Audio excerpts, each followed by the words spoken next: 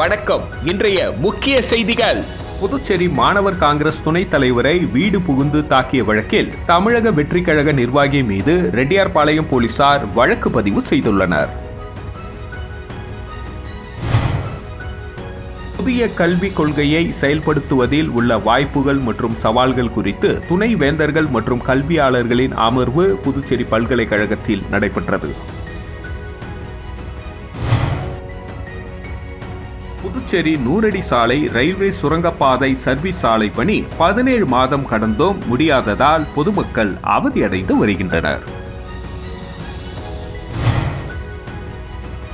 புதுச்சேரி மற்றும் காரைக்கால் துறைமுகங்களில் 1ஆம் எண் புயல் கூண்டு ஏற்றப்பட்டுள்ளது.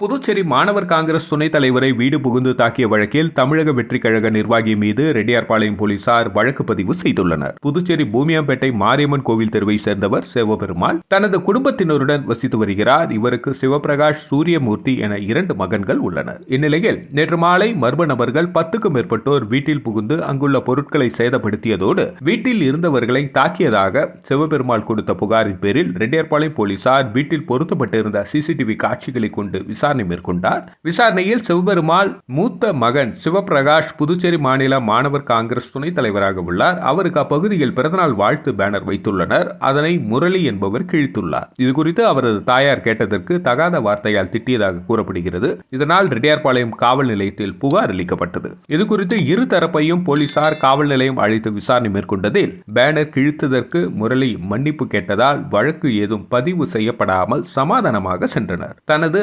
ஆதரவாளரை காவல் நிலையம் அழைத்து மன்னிப்பு கேட்க வைத்ததால் ஆத்திரமடைந்த தமிழக வெற்றிக் கழக நிர்வாகி அருள்பாண்டி, அருள்குமார், சாரங்கபாணி, முரளி, சஞ்சய், ரவி, சர்வின், விஜயபாரதி, கணேஷ் உட்பட 10க்கும் மேற்பட்டோர் வீடு புகுந்து புதுச்சேரி மாநில மாணவர் காங்கிரஸ் துணைத் தலைவர் சிவபிரகாஷ் மற்றும் பொதுச் செயலாளர் சூரியமூர்த்தி, அவர்களது தந்தை சிவபெருமாள் மற்றும் தாயார் ஆகியோரை சராமாரியாக தாக்கி அங்கிருந்த பொருட்களை அடித்து உடைத்து கொலை மிரட்டல் விடுத்ததாக தெரியவந்தது. அதனைத் தொடர்ந்து தமிழக வெற்றிக் கழக புதுச்சேரி கதிர்காமம் தொகுதி நிர்வாகி அருள்பாண்டி மற்றும் அருள்குமார் உள்ளிட்ட 9 நபர்கள் மீது வழக்கு பதிவு செய்து தலைமறைவாக உள்ள 9 நபர்களையும் தேடி வருகின்றனர்.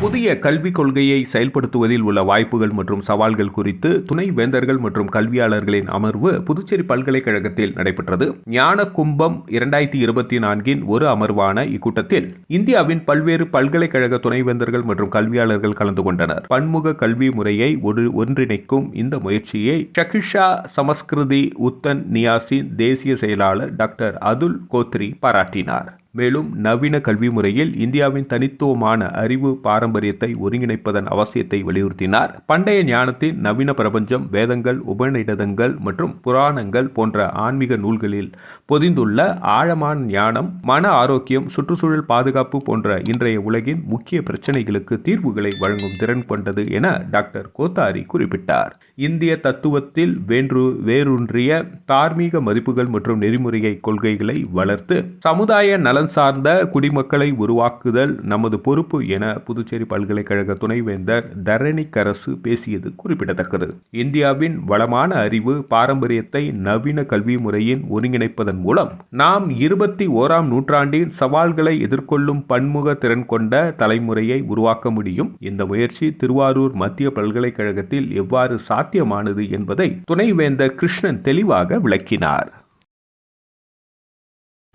புதுச்சேரி நூறடி சாலை ரயில்வே சுரங்கப்பாதை சர்வீஸ் சாலை பணி 17 மாதம் முடிந்தும் முடியாததால் பொதுமக்கள் அவதியடைந்து வருகின்றனர். புதுச்சேரி இந்திரா சிக்னலில் இருந்து கடலூர் செல்லும் நூறடி சாலையில் ரயில்வே மேம்பாலம் கட்டப்பட்டுள்ளது. மேலும் மூடப்பட்ட ரயில்வே கேட் அருகே ரயில்வே பாதை கீழ் ரெடிமேட் கான்கிரீட் மூலம் சுரங்கப்பாதை அமைக்கப்பட்டது. ஆனால் சுரங்கப்பாதைக்கு வடக்கு மற்றும் தெற்கு பக்கம் சர்வீஸ் சாலை மற்றும் வடிகால் அமைக்கப்படவில்லை. சுரங்கப்பாதையின் இருபுறத்திலும் 75 மீட்டர் நீளத்திற்கு சர்வீஸ் சாலை மற்றும் வடிகால் வாய்க்கால் SDPI வங்கியில் புதுச்சேரி அரசு ரூபாய் 5.38 கோடி கடன் பெற்றது. கடன் தொகை மூலம் பொதுப்பணித்துறை சர்வீஸ் சாலை அமைக்கும் பணியை கடந்த ஆண்டு மே 10ஆம் தேதி துவங்கியது. 10 மாதத்தில் கட்டி முடிக்க வேண்டிய தனியார் கட்டுமான நிறுவனத்திற்கு பணி ஆணை வழங்கப்பட்டது. ஆனால் 17 மாதம் கடந்தும் இதுவரை சுரங்கப்பாதை சர்வீஸ் சாலை பணி முடியவில்லை. கட்டுமான பணிகளை முடித்து சுரங்கப்பாதை சர்வீஸ் சாலையை திறக்க அப்பகுதி பொதுமக்கள் கோரிக்கை விடுத்துள்ளனர்.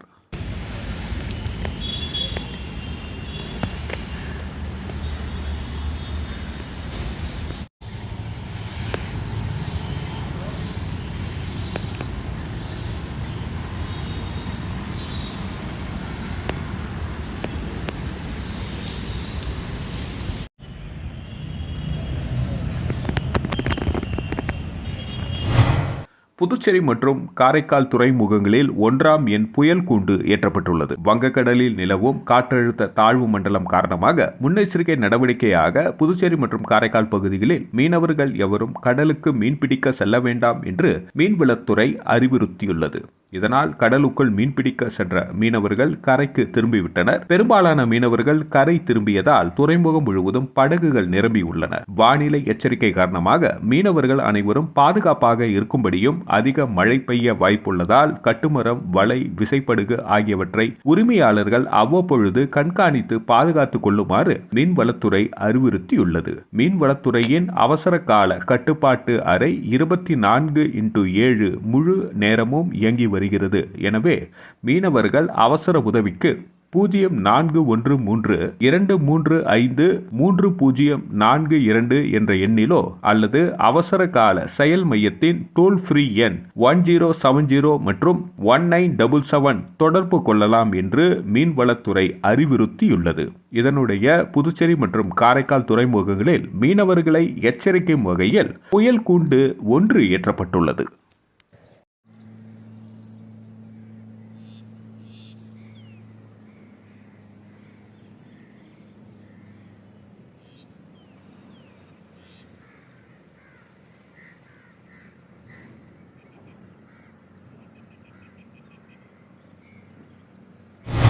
புதுச்சேரி வழியாக கடலூர் சென்ற தமிழ்நாடு துணை முதல்வர் உதயநிதி ஸ்டாலினுக்கு எதிர்க்கட்சித் தலைவர் சிவா தலைமையில் திமுகவினர் உற்சாக வரவேற்பு அளித்தனர். தமிழ்நாடு துணை முதல்வர் உதயநிதி ஸ்டாலின் திருச்சி, நாகை மாவட்டங்களில் அரசு ஆய்வுக் கூட்டங்கள், நலத்திட்ட உதவிகள் வழங்கும் நிகழ்ச்சி மற்றும் கட்சி நிகழ்ச்சிகளில் 2 நாள் சுற்றுப்பயணம் செய்துவிட்டு நேற்று இரவு புதுச்சேரியில் தங்கினார். தொடர்ந்து கடலூர் மாவட்டத்தில் இன்று நடைபெறும் அரசு ஆய்வுக் கூட்டம் மற்றும் முத்தமிழறிஞர் கலைஞர் நூலகம் திறப்பு உள்ளிட்ட கட்சி நிகழ்ச்சிகளில் பங்கேற்பதற்காக இன்று காலை புதுச்சேரியிலிருந்து கடலூர் சென்ற தமிழ்நாடு துணை முதல்வர் திமுக இளைஞரணி செயலாளர் உதயநிதி ஸ்டாலினுக்கு தவளக்குப்பம் 4 மணி சந்திப்பில் திமுக அமைப்பாளரும் சட்டமன்ற எதிர்க்கட்சித் தலைவர் சிவா தலைமையில் திமுக நிர்வாகிகள் உற்சாக வரவேற்பு அளித்தனர். இந்த வரவேற்பு நிகழ்ச்சியில் அவைத் தலைவர் SP சிவகுமார், மாநில துணை அமைப்பாளர் அனிபால் கென்னடி MLA, பொருளாளர் செந்தில்குமார் MLA, மாநில இளைஞரணி அமைப்பாளர் சம்பத் MLA, துணை அமைப்பாளர்கள், தொண்டர்கள் என 1000க்கும் மேற்பட்டோர் பங்கேற்றனர்.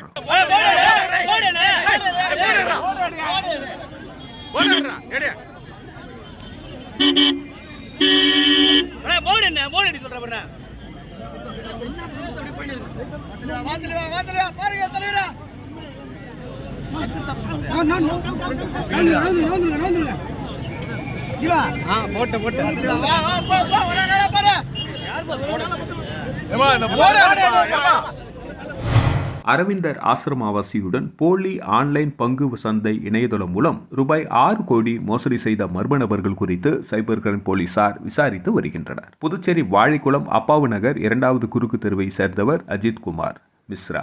அரவிந்தர் ஆசிரமம் புக் ஸ்டால் கணக்காளர். கடந்த 20 ஆண்டுகளாக ஆன்லைன் மூலம் பங்கு சந்தையில் பணம் முதலீடு செய்யும் தொழிலும் செய்து வந்தார். கடந்த அக்டோபர் மாதம் அடையாளம் தெரியாத நபரின் வாட்ஸ்அப் குழுவில் அஷித் குமார் மிஸ்ராவை சேர்த்தனர். குழுவில் இருந்த மர்ம நபர் அஷித் குமார் மிஸ்ராவை தொடர்பு கொண்டு இரட்டைப்பு லாபம் தரும் பங்கு சந்தையில் முதலீடு செய்வது குறித்து பயிற்சி அளித்ததுடன் சிறிய தொகையை முதலீடு செய்ய தூண்டினார். அஷித் குமார் மிஸ்ரா சிறிய தொகையை முதலீடு செய்ததும் உடனடியாக பணம் இரட்டிப்பாகி கொடுத்தனர். இதனை நம்பிய அஷித் குமார் மிஸ்ரா மர்ம நபர் கூறிய வங்கி கணக்குகளில் தொடர்ச்சியாக ரூபாய் 6 கோடி வரை முதலீடு செய்து ஏமாந்தார். தான் ஏமாற்றப்பட்டதை உணர்ந்த அஷித் குமார் மிஸ்ரா புதுச்சேரி சைபர் கிரைம் போலீசில் புகார் அளித்தார். போலீசார் பணம் ஏமாற்றிய சைபர் கிரைம் மோசடி கும்பல் குறித்து விசாரித்து வருகின்றனர். புதுவை மீனவர்கள் வாழ்வாதார நிதி உதவிக்கான பயனாளிகள் பட்டியல் வெளியிடப்பட்டது. இதில் ஆட்சேபனை எதுவும் இருந்தால் தகவல் தெரிவிக்கலாம் என புதுவை மீன்வளத்துறை சார்பில் அறிவுறுத்தப்பட்டுள்ளது. புதுவை மீன்வளத்துறை இயக்குநர் அலுவலகம் வெளியிட்டுள்ள செய்திக்குறிப்பில் மத்திய அரசின் பிரதான் மந்திரி மத்ஸ்ய சம்பட யோஜனா திட்டத்தில் 2020-21 ஆண்டு நிதியாண்டு முதல் மீன்பிடி தடைக்காலம் மற்றும் மழைக்காலங்களில் மீன் வளங்களை பாதுகாக்கும் பொருட்டு சமூக பொருளாதாரத்தில் பின்தங்கியுள்ள முழு நேர மீன்பிடி தொழிலில் ஈடுபடும் மீனவ குடும்பங்களுக்கு வாழ்வாதாரம் மற்றும் ஊட்டச்சத்து உதவி அளித்தல் என்ற பெயரில் நிதி உதவி வழங்கப்பட்டு வருகிறது. அந்த திட்டத்தின்படி 2024-25 ஆண்டிற்கு அந்தந்த மீனவ கூட்டுறவு சங்கங்களின் மூலம் சந்தா செலுத்திய உறுப்பினர்களின் பட்டியலை மாவட்ட அளவிலான குழுவுக்கு அளித்து ஒப்புதல் பெறப்பட்டது.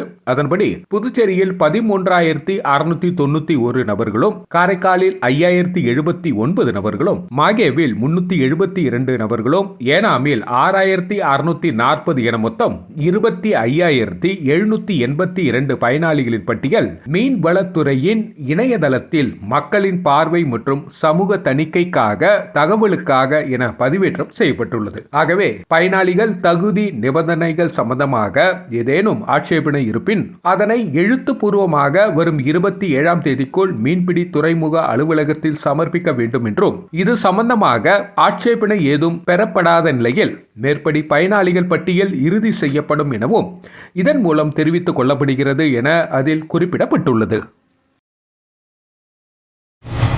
ஊசுடு சட்டமன்ற தொகுதிக்குட்பட்ட ராமநாதபுரம் பகுதியில் வடிகால் வாய்க்கால் அமைக்கும் பணிக்கான பூமி பூஜையினை அமைச்சர் சாய்ஜி சரவணகுமார் தொடங்கி வைத்தார். ஊசுடு சட்டமன்ற தொகுதிக்குட்பட்ட தொண்டமானத்தம் மெயின் வழியாக ராமநாதபுரம் மாஞ்சாலை முதல் 10 கண்டு சந்திப்பு வரை செல்லும் RC22 சேதராப்பட்டு சாலையில் கிழக்கு பகுதியில் வடிகால் வாய்க்கால் அமைக்கும் பணிக்கான ரூபாய் 49.50 லட்சம் மதிப்பீட்டில் அரசாணை பெறப்பட்டு சாலை சீரமைக்கும் பணிக்கான பூமி பூஜை நடைபெற்றது. இந்த நிகழ்ச்சியில் ஊசுடு தொகுதியின் சட்டமன்ற உறுப்பினரும் ஆதி திராவிட நலத்துறை அமைச்சருமான சரவணகுமார் கலந்து கொண்டு இவ்விழாவிற்கு தலைமை தாங்கி பூமி பூஜை செய்து பணியினை தொடங்கி வைத்தார். இந்த நிகழ்ச்சியில் தொகுதி ஒருங்கிணைப்பாளர் சாய்ஜேஸ் தியாகராஜன், தொகுதி தலைவர் ஐயனார், புதுச்சேரி பொதுப்பணித்துறை தலைமை பொறியாளர் தீனதயாளன், கண்காணிப்பு பொறியாளர் வீரசெல்வம், கட்டிடங்கள் மற்றும் சாலைகள் வடக்கு கோட்ட செயற்பொறியாளர் சுந்தர்ராஜு, உதவி பொறியாளர் சீனிவாசராம், இளநிலை பொறியாளர் குலோத்துங்கன் மற்றும் கிராம பிரமுகர்கள், ஊர் பொதுமக்கள் திரளாக கலந்து கொண்டு விழாவினை சிறப்பித்தனர்.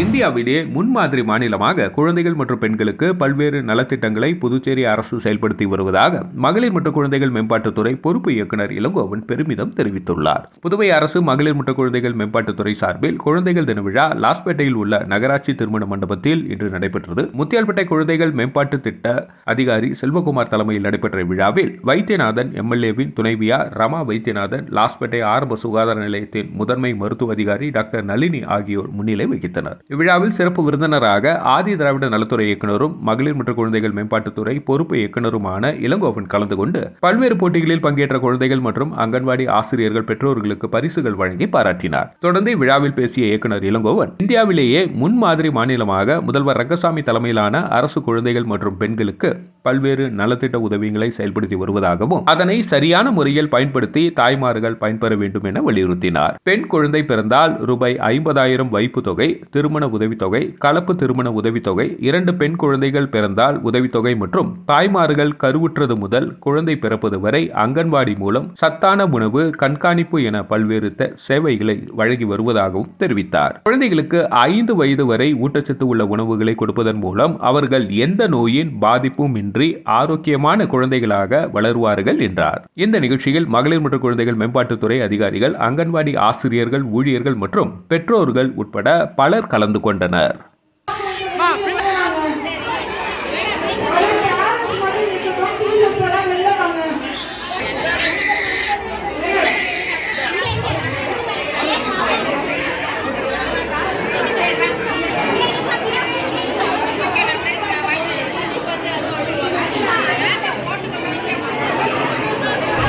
புதுச்சேரி சான்றோர் குல கிராமணியர் நாடார் பேரவை சார்பில் காலாப்பட்டு தொகுதி கிளை திறப்பு விழா நடைபெற்றது. இதில் சிறப்பு விருந்தினராக கலந்து கொண்ட மாநில தலைவர் டாக்டர் ஏசி புரந்தரதாசன் பெயர் பலகை திறந்து வைத்தார். தொடர்ந்து நடைபெற்ற மருத்துவ முகாமில் 100க்கும் மேற்பட்டோர் கலந்து கொண்டு பயனடைந்தனர். புதுச்சேரி சான்றோர் குல கிராமணியர் நாடார் பேரவை சார்பாக காலாப்பட்டு தொகுதி கிளை திறப்பு விழா காலாப்பட்டு கிழக்கு கடற்கரை சாலை ஆரிய மஹாலில் நடைபெற்றது. இந்த நிகழ்ச்சியில் மாநில தலைவர் டாக்டர் ஏசி புரந்தரதாசன் சிறப்பு அழைப்பாளராக கலந்து கொண்டு காலாப்பட்டு கிளை பேரவை பெயர் பலகையினை திறந்து வைத்து சிறப்புரை ஆற்றினார். பேரவையின் அவைத் தலைவர் ராமு குத்துவிளக்கேற்றி தேசிய தலைவர்கள் கர்ம வீரர் காமராஜர் உருவப்படத்தை, மாநில கௌரவ தலைவர் ஆனந்த செல்வராஜ், சிலம்பு செல்வர், மாப்போசி திருவுருவப்படத்தை பேரவை காப்பாளர் சபாபதி திறந்து வைத்தனர். காலாப்பட்டு தொகுதி தலைவர் முருகன் விழாவிற்கு தலைமை தாங்கி காலாப்பட்டு அவைத் தலைவர் சண்முக சுந்தரம், கௌரவ தலைவர் அர்ஜுனன், துணைத் தலைவர் முருகன், பொருளாளர் தம்பிதுரை உட்பட பலர் கலந்து கொண்டனர்.